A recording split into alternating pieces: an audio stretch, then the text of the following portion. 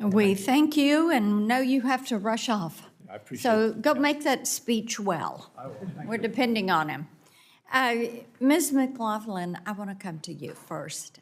Talk to me a minute about how it made you feel when you read the New York Times expose and you felt like it was confirmed to you that you had been beat because somebody was a cheater. And here you were putting your heart and soul into your training, and you get to that moment to get that medal, and it's not there because somebody cheated you out of it.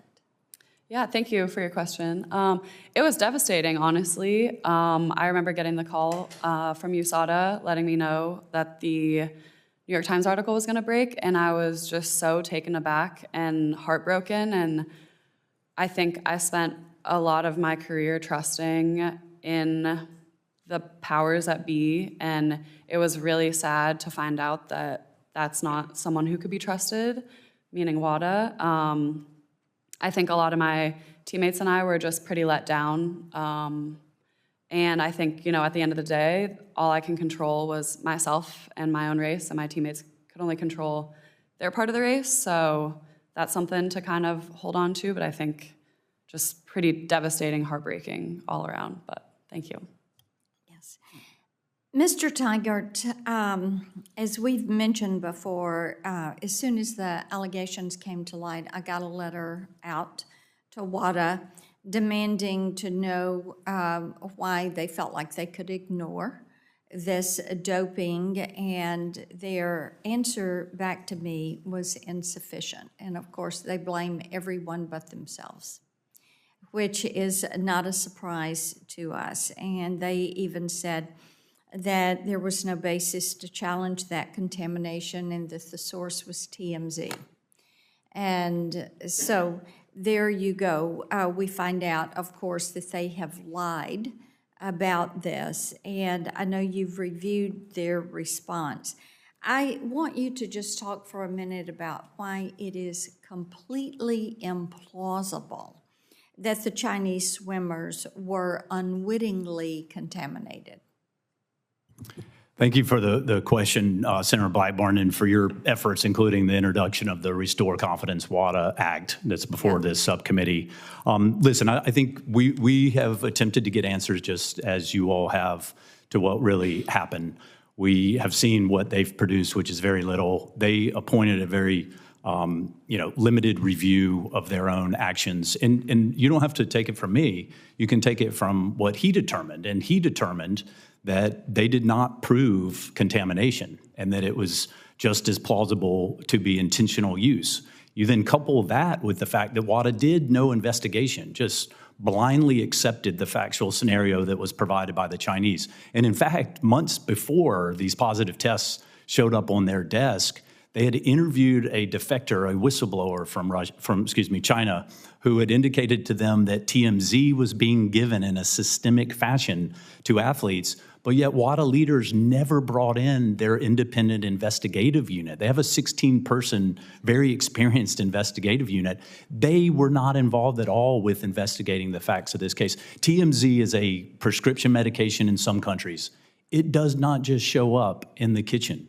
It's unbelievable to think that, Tinkerbell showed up and sprinkled it within the kitchen. The Chinese didn't find anyone using it. They didn't find it in the food. And the amount of food, the amount of contaminated drink you would have to actually eat or consume to get these levels was a few micrograms. I think we did the analysis based on the information that's out there. It's like 11 pounds of food and over, 7 gallons of liquid in order to get the levels. And to think that Chinese athletes at the top of their game are going to do that type of diet the day before an event or the day after one event before the next day's race is just absolutely ludicrous. And it's why we've asked for the questions. Why hasn't this followed the process and the protocols that are in place? Let me ask you this, kind of following on to that.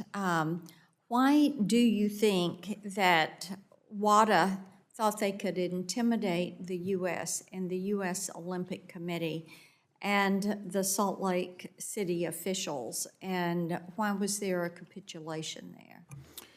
Listen, I think it's what happened in Paris, I think you're referring to. I think it's Exhibit A of the value and the importance of independence in anti-doping enforcement.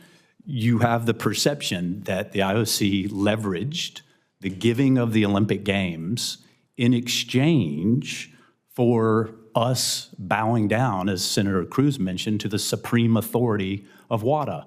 Those shouldn't be commingled whatsoever. Now, we've been assured from the United States Olympic and Paralympic Committee that it's meaningless. There was no quid pro quo in their mind, and we must give credit to the United States Olympic and Paralympic Committee because they did make the independent decision to create USADA. You've heard from some of the other witnesses about the effective model of independence. They took the courage back in late 1999, early 2000 to say we're gonna be involved to help fund, but we're not gonna be involved from a decision-making standpoint. We're gonna remove the fox from guarding the hen house here in the United States. And we think, and Professor Kohler testified to it, we think that's made all the difference in enforcement. And unfortunately, that's not what has happened and occurred with the IOC and with the World Anti-Doping Agency. All right, 5 minutes to the gentleman from